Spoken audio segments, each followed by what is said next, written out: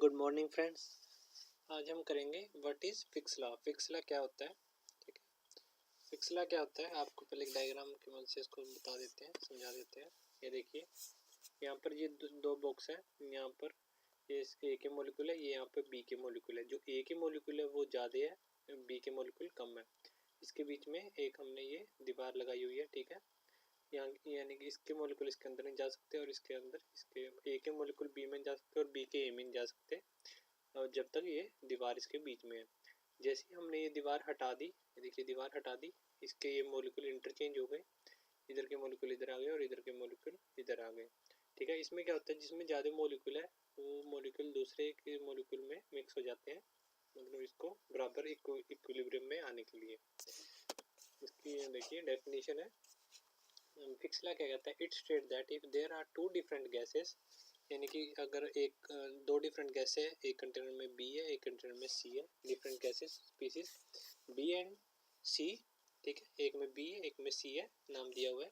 It same temperature, दोनों का temperature same है, एंड प्रेशर भी सेम है, और इनिशियली, ठीक है, प्रेशर सेम है, और initially separated by a portion.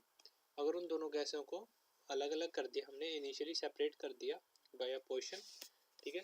जो लेफ्ट कंपार्टमेंट है हैज़ अ हायर कंसंट्रेशन, ठीक है। ये देखिए, लेफ्ट में हायर कंसंट्रेशन और राइट में है लोअर कंसंट्रेशन, ठीक है। The left compartment has higher concentration of gas B, क्योंकि इसमें मतलब बी हमने नाम दिया था इसलिए गैस बी इसमें हायर कंसंट्रेशन में।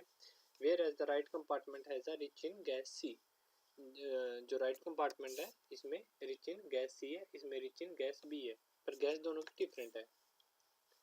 When the portion is removed, जब हम बीच का पोर्शन उसको रिमूव करेंगे, ठीक है, जो मतलब हमने दीवार बनाई हुई है, देयर अकर ड्राइविंग पोटेंशियल, ठीक है। ड्राइविंग पोटेंशियल उसमें अकर होगा which tends to cause the concentration difference.